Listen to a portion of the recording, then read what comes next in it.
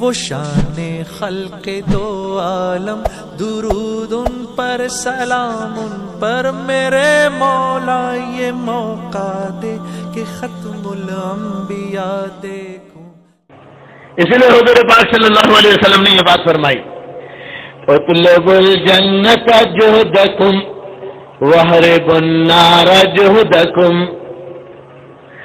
اے اللہ کے بندو سن لو، اللہ کی جنت طلب کرو اپنے مجاہدوں کے راستے سے۔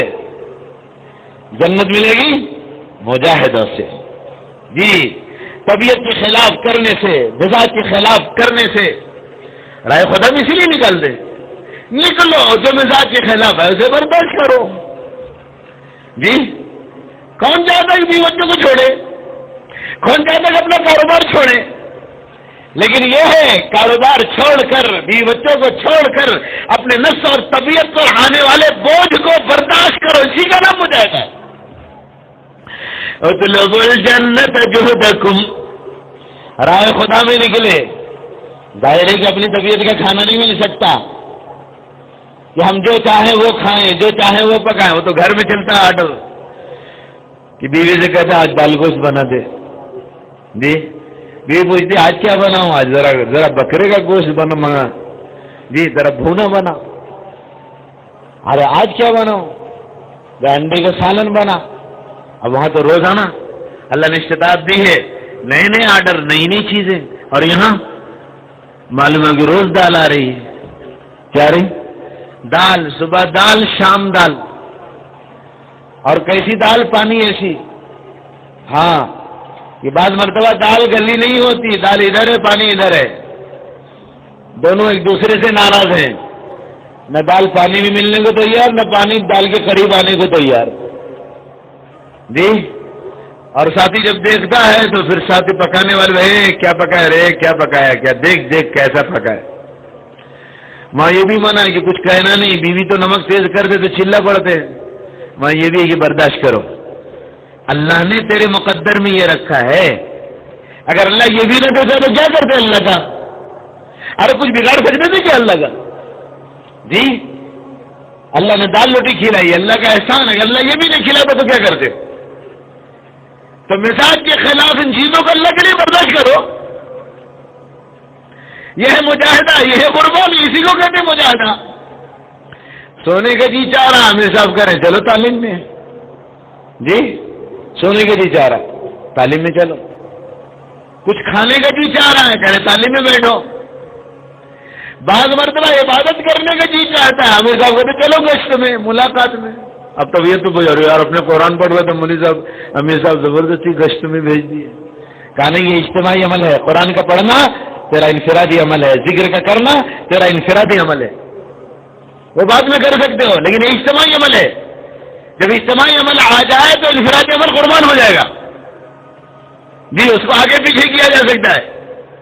ارے بھائی، ایک آدمی مسجد کے اندر نماز پڑھ رہا ہے، نفلوں پر نفلیں مار رہا ہے، اتنی دیر میں تکبیر کہہ دی گئی، اللہ اکبر اللہ اکبر۔ اب بتا اس کو نفلوں کا پڑھنا جائز ہے؟ جی، اسے نفل روکنی پڑے گی اور آ کر کے جماعت کی نماز میں شامل ہونا پڑے گا۔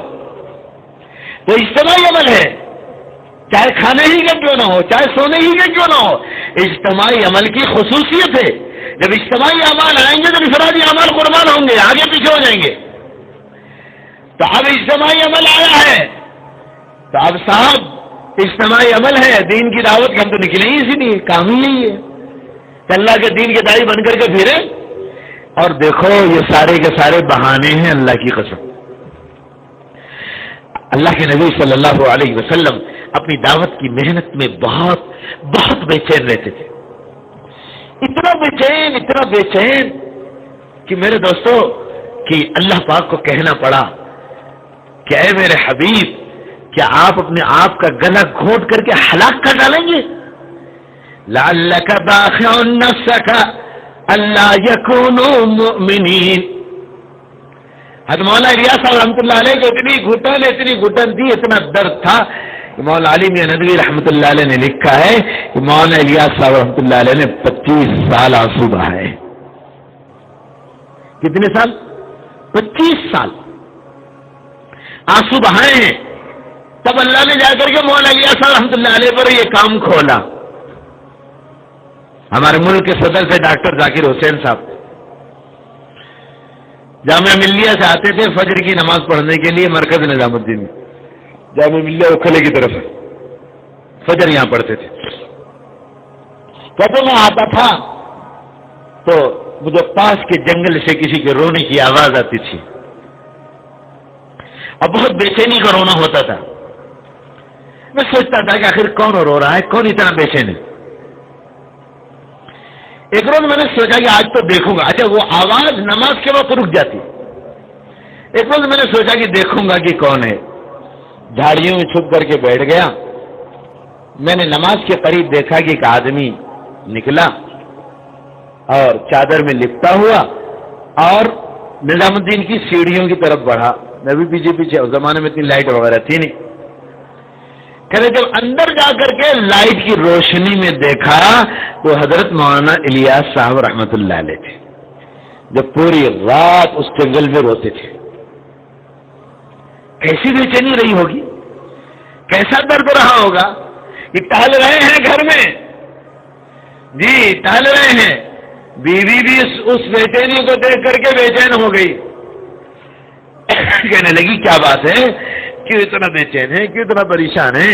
تو فرمایا کہ اگر میری بے چینی کا اندازہ تجھے ہو جائے گا تو رونے والے دو ہو جائیں گے، اکیلا میں نہیں ہوں گا، تو بھی ایسی ہو جائے گی جیسا میں ہوں. لعلک باخع نفسک الا یکونوا مؤمنین. اللہ اس دل کا درد چاہتا ہے. بس ہمارا بیان، ہماری تقریر، ہمارا واس، اللہ کو اس کی ضرورت نہیں. ایک نسبت دے رکھی اللہ نے کام کی، خدا کی قسم کام کی ایک نسبت دے رکھی ہے. بس اس نسبت سے گزر جانا ہے کام کرتے کرتے. اللہ اسی کو قبولیت کا درجہ عطا کرے گا.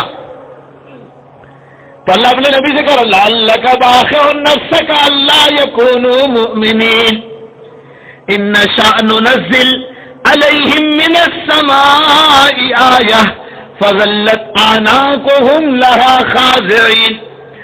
اے نبی آپ کیوں اپنے آپ کو ہلاکت میں ڈال رہے ہیں؟ ہم اگر چاہیں نا تو ایک نشانی اتاریں گے، ایک نشانی، اور وہ نشانی اترے گی، یہ سارے کے سارے سب کی زندگیاں سنور جائیں گی، سب سدھر جائیں گے. چاہے ابو جہل ہو، چاہے ابو لہب ہو، چاہے عتبہ ہو، چاہے شیبہ ہو، چاہے ولید ہو. اور اگر فرعون زندہ ہو جائے تو وہ، حامان زندہ ہو جائے تو وہ، نمرود زندہ ہو جائے تو وہ، جتنے نافرمان اور سرکش ہیں سب میری نشانی کے سامنے جھک جائیں گے. جی جب بنی اسرائیل کے بعد موسیٰ علیہ السلام کتاب لے کے پہنچے توریت کی تو بنی اسرائیل نے کہا کہ ہم نہیں مانیں گے، لن نؤمن حتی نری اللہ جہرا، ہم نہیں مانیں گے جب تک ہم اللہ کو کھلم کھلا نہ دیکھ لیں. موسیٰ علیہ السلام تو دیکھ ہی چکے تھے کہ اللہ کو کیا دیکھے گا کوئی. تجلی کی ایک کرن موسیٰ برداشت نہیں کر سکا اور پہاڑ ریزہ ریزہ ہو گیا، اور یہ ایسی تمنا کر رہے ہیں. تو ورفعنا فوقکم الطور، اللہ نے کوہ طور لا کر کے اوپر لٹکا دیا. جبریل سے کہا کہ بس ان کی کھوپڑی کے اوپر کوہ طور لے آؤ. اوپر نہیں، کھوپڑی کے اوپر 6 فٹ کے اوپر آدمی کی بلندی تک کوہ طور لے آؤ. اب یہ ہوتا کہ کوہ طور آیا تو نکل کے بھاگ جائے، جسے مثال طور پر یہ طور ہے، نکل کے بھاگو، ادھر بھاگے، طور سے باہر نکل جاؤ. تو آگے سمندر کر دیا، پیچھے پہاڑ کر دیا. آگے سمندر، پیچھے پہاڑ، جائیں کدھر؟ اب جب گھر گئے تو یہ نشانی دیکھتے ہی کہنے لگے سمعنا واطعنا، ہم نے سنا اور ہم نے اطاعت کی. لیکن جیسے وہ نشانی ہٹ گئی پھر سرکشی. تو اللہ تو قادر ہے. میں کہتا ہوں کہ نہ ماننے والوں کو اللہ تعالیٰ دماغ میں ایک ٹیومر پیدا کر دے اور پھر دماغ کھجاتا رہے، درد کرتا رہے. جی پھر تشکیل کی ضرورت نہیں پڑے گی. یا تو 4 مہینہ جاؤ یا تو اس مصیبت میں تڑپو، بستر پر اچھلو، تڑپو، چلاؤ، یا تو چلے جاؤ 4 مہینہ زندگی بنانے. تشکیل کرنے کی ضرورت پڑے گی بھائی، پورا مجمع خدا کی قسم نکل کے جائے گا کہ بابا ہمارا بھی نام لکھو، ہمارا بھی نام، یہ لکھنے والے پریشان ہو جائے گا۔ ان نشأ ننزل علیہم من السماء آیۃ، میں اکثر کہتا ہوں یہ بات، جو اللہ پوری کائنات کو بنا کر کے اپنے قبضے قدرت میں کر لے، اپنے قابو میں کر لے، اتنا بڑا نظام، ارے سائنس کے پڑھنے والوں دیکھو کتنا بڑا نظام، اور اللہ نے کیسے اپنے قابو میں کر رکھا ہے، عقل حیران ہے، دماغ کام نہیں کرتا، پھر آسمان، پھر زمین، پھر کرسی، پھر عرش، پھر فرشتے، جبرائیل کیا، میکائیل کیا، اسرافیل کیا، اسرائیل کیا، ایسے عظیم فرشتے، پھر عرش کے اٹھانے والے فرشتے، اتنی بڑی بڑی مخلوقات کو سب کو سیدھا کر دیا، ہمیں سیدھا نہیں کر سکتا بولنا؟ ارے بولو جی، کتنی دیر لگے گی؟ کچھ دیر نہیں لگتی اللہ کو، اللہ قادر ہے، پھر اللہ کیوں نہیں کرتا؟ اگر اللہ ایسا کر دیں گے تو میرے دوستو پھر ہمیں اور آپ کو کیا ملے گا؟